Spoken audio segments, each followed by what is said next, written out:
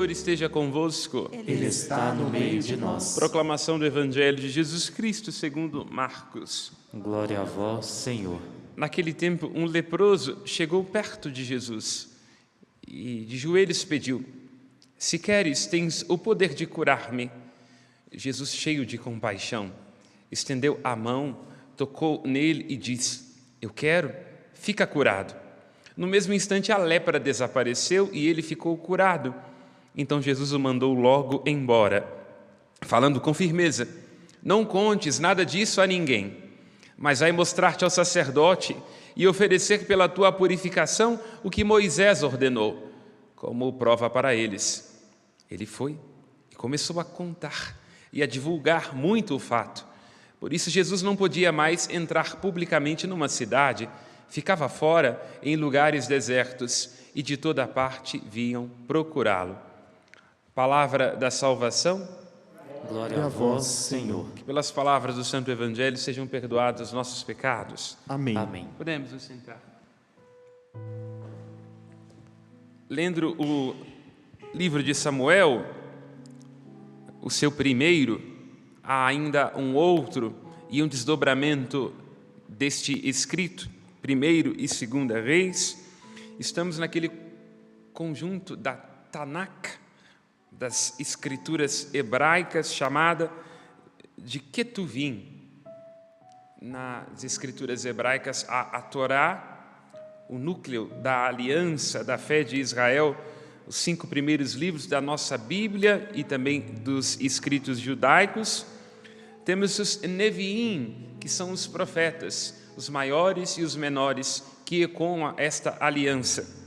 E temos os Ketuvim, que são os escritos, que são descrições narrativas, onde se tece a história de Israel, que nas vicissitudes da vida encontra-se com o Deus que é juiz e Senhor da história e que conduz o seu povo, fazendo dos descaminhos da contingência do tempo um caminho, uma manifestação do seu desígnio salvador. Particularmente nesse momento da história de Israel, ou seja, dos Ketuvim, há um vácuo de poder que é deixado, antes de tudo, pela ausência de Moisés. Moisés é Ebed Adonai, servo do Senhor, legislador na história de Israel como nenhum outro. O livro dos Números faz notar, tentando descrever a amizade que o Senhor Deus tinha com Moisés, que ele falava com ele face a face. Como um parênteses, no rito antigo, o cálice era, por rubrica litúrgica, coberto por um véu. Este véu simbolizava aquele que Moisés cobria a face depois de falar com Deus. O seu rosto brilhava. São Jerônimo, ao traduzir a Bíblia, não entendendo muito bem do hebraico, fala de halos. Por isso, Michelangelo, num erro desta interpretação, seguindo um equívoco de São Jerônimo, ao reproduzir Moisés no mármore, o faz com chifre. Só depois de um tempo, a exegese contemporânea esclarece que Moisés não tinha chifre, mas eram raios de luzes, né? Essa é uma tradução melhor, para aludir a isso. No face a face, no tu a tu com Deus, Moisés resplandecia. Depois de Moisés, vem alguém que o texto bíblico não traduz como Ebed Adonai, mas como Ebed Moshe, um servo de Moisés, e é Josué, um homem justo e, inclusive, do ponto de vista da retidão, até mais correto do que Moisés, no entanto, mais fraco no seu carisma do que Moisés. Nunca surgiu na história de Israel um profeta como Moisés. E a Josué sucedem os juízes, onde decorre um grande período de decadência na história de Israel, porque já assentados na terra, os juízes são homens de contradição, que devem defender o povo em momentos de risco, né? Se Moisés era amigo de Deus, se Josué era justo, portanto, cultivava uma relação íntima com Deus, os juízes são suscitados em situações emergenciais. Tem força, mas também fraqueza. Um grande juiz conhecido nosso é Sansão, que sendo muito forte, muito robusto, foi enganado por um rabo de saia, Dalila. Então, citei Sansão, mas na história de todos os juízes dos escritos, temos contradições profundas, onde Deus quase, para usar uma imagem muito didática, tem que resolver o problema do carro que está com o pneu furado com o estepe. Estepe não é propriamente o pneu, mas é alguma coisa que a gente usa para dar conta de chegar ao borracheiro. Na história de Israel, os juízes são mais ou menos assim. Líderes suscitados por uma força carismática, mas frágeis. E junto com os juízes se situa a casa sacerdotal. Neste momento, aqui a respeito do qual fala a primeira leitura, nós temos a casa sacerdotal de Eli. Esse era o trecho de ontem que nós escutamos. Eli, sacerdote, e os seus filhos, uma casa real de corrupção. Daí Deus tem que suscitar Samuel, aquele que é uma expressão do Deus que ouve, para conduzir o povo a uma nova travessia, passando do período das tribos ao período do reinado. Será Samuel que une em si 3 ofícios. Ele é profeta, é antes juiz e também cumpre uma função sacerdotal a ungir o primeiro rei de Israel, Saul, o desejado, o escolhido. E depois de Saul, o grande rei Davi, paradigma dos reis veterotestamentários. Portanto, este é o contexto. Um contexto histórico, um contexto de vácuo de poder, porque os juízes são frágeis, ainda não há um rei para defender o povo, e da profunda corrupção da casa sacerdotal de Eli. O povo está em guerra contra os filisteus. Aqui se situa a primeira leitura. E quero fazer notar, como uma apresentação exegética, histórica, que ainda hoje continua a guerra de Israel com os filisteus. Porque nas línguas antigas, as vogais não importam, são as consoantes que fazem a articulação. Pensemos, por exemplo, a saudação do Oriente Médio. Um árabe vai dizer Aleikum Salam, ou Salum. Um judeu vai dizer Shalom, e se responderá ao árabe Salam Aleikum. Então percebam, muda a vogal, mas o que fica são as consoantes, S, L e M, aqui evidentemente transliteradas. Ainda hoje Israel está em guerra com os filisteu, palestinos. Então hoje o que nós chamamos em transliteração de palestinos, não é? PLTM, vem de filisteus, filistim. Então a guerra continua. Vemos como é perene esse conflito naquela área do Oriente Médio. E como costumo brincar também, por ironia, a briga se deve ao fato de que Israel hoje, não obstante seja um Estado mais conservador e de direita, eles foram os primeiros a fazer o MST, não é?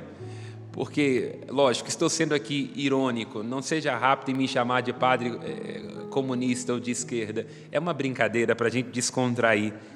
Mas a Bíblia não é outra coisa do que uma grande invasão de terra, porque quando os hebreus voltam do Egito e vão se instalar na terra prometida, ela já estava em posse dos cananeus, dos heveus, dos egeus, dos filisteus. E Israel invade. Lógico, nós cremos, por força de revelação bíblica, que era uma terra que havia sido prometida a Abraão. Mas o fato é uma invasão de propriedade privada, não é? Durma com essa. Quero me ater a isso. A guerra que é também uma constante nos povos antigos inclusive quando nós lemos os trechos do Antigo Testamento, nos gera um pouco de confusão, porque hoje é mais fácil rezar ao Deus da paz, ao Deus das misericórdias, ao Deus da graça, ao Deus da prosperidade, que nos confirma em suas bênçãos, mas há um Deus guerreiro, porque hoje nós já temos uma divisão mais ou menos clara dos Estados-nações, temos direitos humanos, conceitos éticos mais ou menos delineados, mas no mundo antigo a guerra estava muito presente, tanto que um dos títulos atribuídos ao Deus de Israel é o Senhor Deus, né? É Adonai Tsevaot, ou seja, o Senhor dos exércitos, que nós traduzimos no latim de Senhor Tsevaot, Dominus Tsevaot, e que fica no santo até hoje. Quando nós cantamos Santo, Santo, Santo, Senhor Deus do Universo, nós estamos cantando o que no hebraico é Dominus Deus Tsevaot, e o que no hebraico é Adonai Tsevaot, ou seja, Deus dos exércitos. É um Deus guerreiro, um Deus forte, um Deus que luta em favor do seu povo. Aqui, evidentemente, temos que fazer uma atualização dinâmica do texto.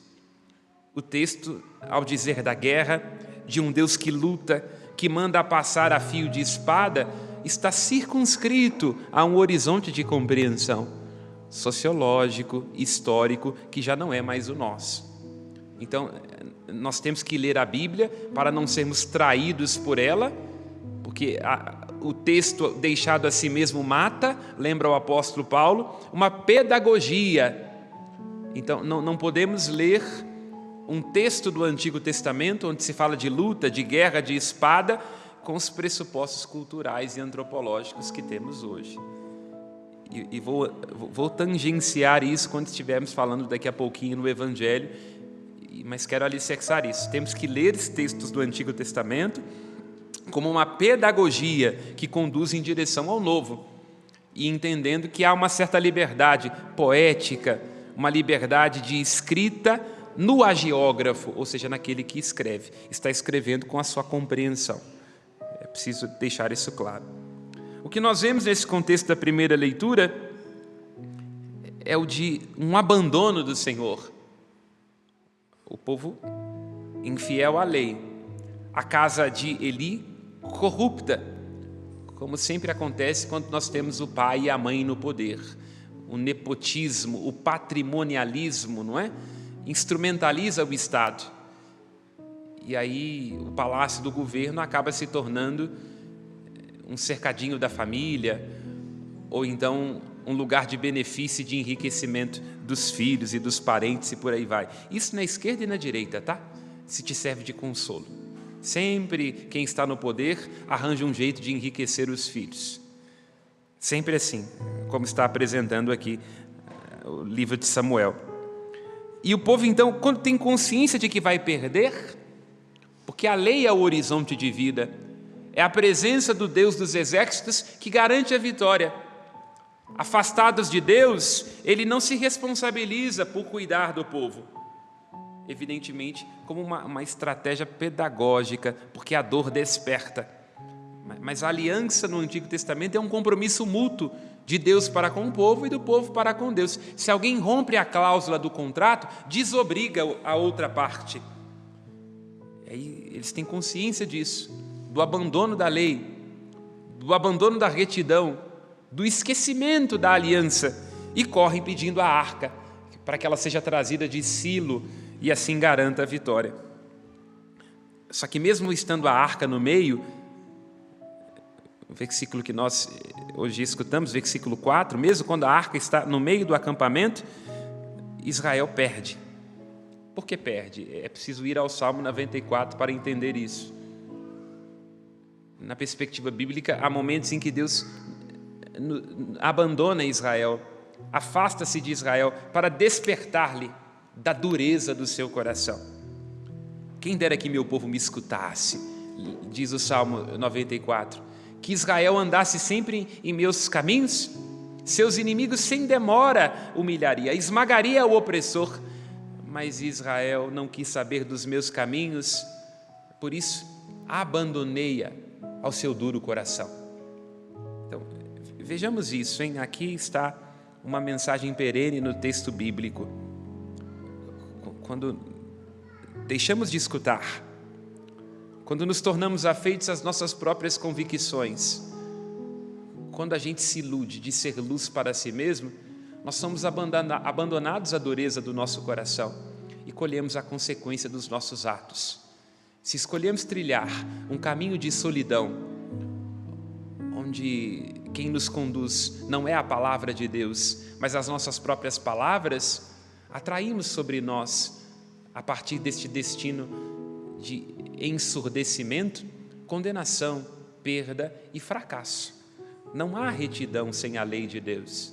Não há vida feliz sem escuta dos desígnios de Deus a respeito da nossa existência. É isso que o texto quer dizer. Abandonei-os à dureza do seu coração. Aqui, lembro-me, ao analisar exegeticamente, hermeneuticamente, esta primeira leitura, de uma das frases de Mao Tse-tung, que é um líder chinês, agora que vamos chamar de padre comunista mesmo, quando ele diz, que política é guerra sem derramamento de sangue, e guerra é política com derramamento de sangue.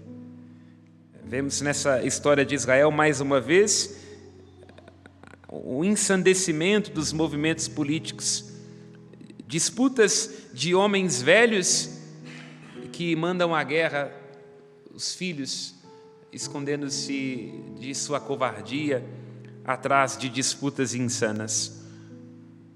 No Salmo, nós vemos um aprofundamento do que significa esse itinerário de aparente abandono que Israel está atravessando, vivenciando. Porque parece que nos momentos de dor e de sofrimento, Deus parece estar dormindo. O Salmo poetiza isso, no versículo 24 e 25. A oração do salmista é também a nossa, nos momentos de angústia, de espírito abatido e de desânimo. Levantai-vos, Senhor, porque dormis? Despertai, não nos deixeis eternamente. Escondestes a vossa face? Esta oração do Salmo, que ecoa a primeira leitura, a dor de Israel, não raro também, em alguns momentos, é a nossa. Temos a impressão de que Deus se esqueceu de nós, como lembra o Salmo 76, 77. Há um filme de que gosto muito para fazer uma rápida alusão, que se chama O Julgamento de Deus. Um filme pouco conhecido, mas muito genuíno na sua reflexão. E no filme se apresenta, o contexto é dos judeus em Auschwitz, na Shoah, durante a Segunda Guerra Mundial, erroneamente chamado de Holocausto, quer dizer, a Shoah, um desastre, uma abominação. E aí eles apresentam, montam um tribunal, estão em litígio contra Deus, E cada um de nós, em algum momento, se não experimentou isso, irá experimentar o momento de se colocar diante de Deus para apresentar-lhe as próprias amarguras, rezando como o Salmo, rezando como Jesus Cristo. Meu Deus, por que me abandonastes? Eu que rezei tanto, eu que fiz isso, eu que sou fiel, eu que procuro fazer tudo com retidão. Então, nesse filme, O Julgamento de Deus, a argumentação daqueles que estão na prisão é de que Deus muda de lado. Em primeiro se diz, olha, que Deus nos castigue por nossos pecados, tudo bem. Que Deus nos faça sofrer por causa do seu nome, tudo bem, não é? É o Kiddush Hashem, nós por nossa fidelidade a Deus, sofremos por causa do testemunho da verdade. Mas e quando o sofrimento é atroz e sem sentido? E quando nós olhamos para a nossa existência, para a nossa vida, e não conseguimos situar uma razão pela qual nós acabamos de tentar sepultar um amor que não é sepultável, perdendo alguém que nós amamos e que nos custou novenas. E quando nós estamos perseverando anos em uma graça e vemos os nossos filhos se perderem nas drogas ou os nossos netos presos, como atravessar esse sofrimento sem ceder à tentação de imaginar que Deus está dormindo, está indiferente a nós, que escondeu de nós a sua face, que se esqueceu de nós.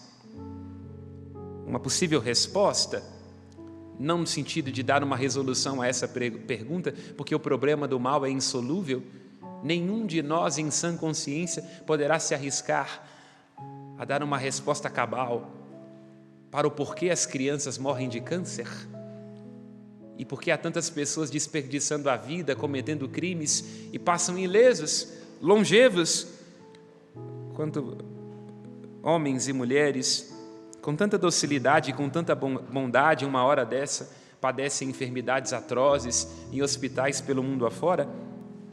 A gente não vai conseguir dar resposta para isso, senão olhando em primeiro lugar para o livro do Êxodo, no capítulo 15, quando se diz que Deus é a cura de Israel. A cura. Como surgem as nossas enfermidades? Não sabemos precisar.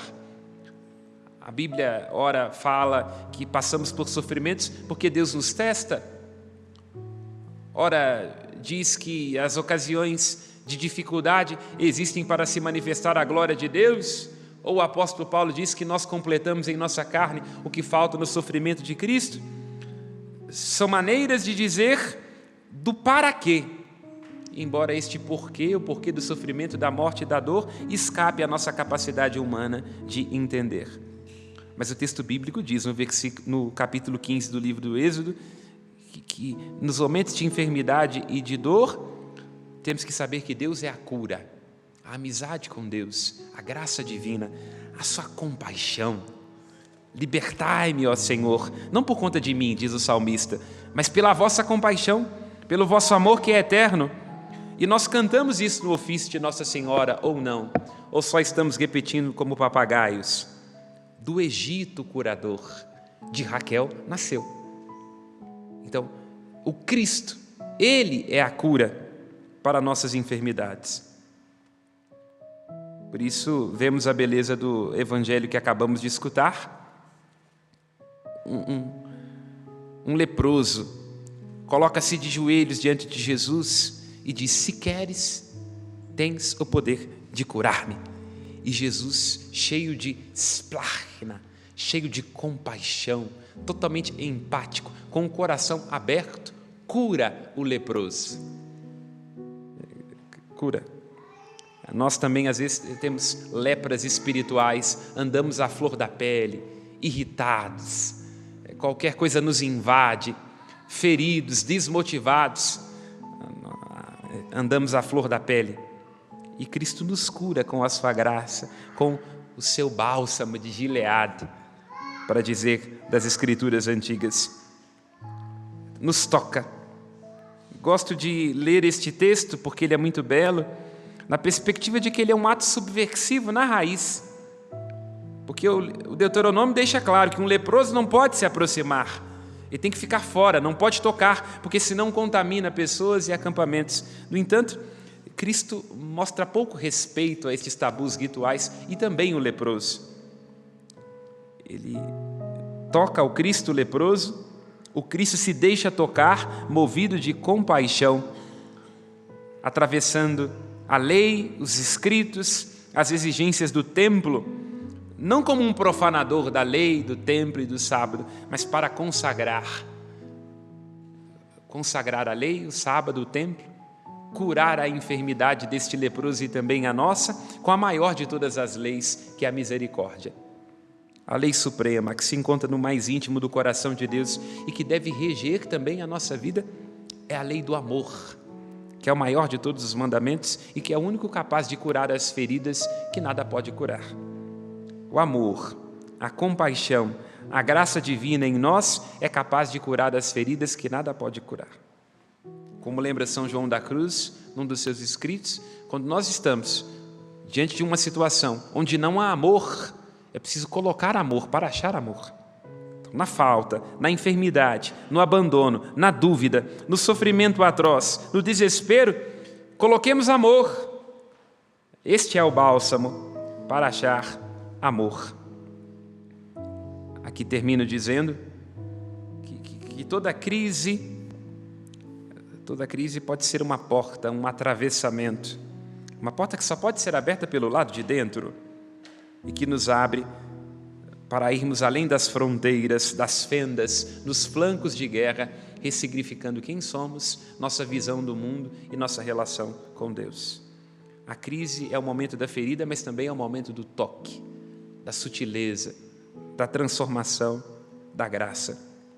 De agora em diante, no Evangelho de Marcos, o Cristo irá se encontrar com homens que, diante da crise, querem repetir os seus ritos, as suas cortesias, se enchem de exterioridades para tamponar as perguntas necessárias. E aqui termino dizendo, diante da dor, diante da crise, na sua vida, na sociedade, estamos num país em crise, dividido, dilacerado, não queira ser rápido demais nas respostas.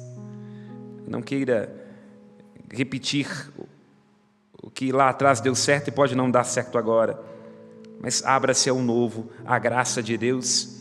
Porte-se com sinceridade. Deixe-se tocar. Porque quando há problemas na pele queimada, para que ela cresça de novo, o médico deve arrancá-la. Porque é só quando a gente arranca uma pele queimada que nós damos a oportunidade de nascer uma nova. Que o Cristo seja o nosso curador. Louvado seja nosso Senhor Jesus Cristo. Para sempre seja louvado. Cantemos.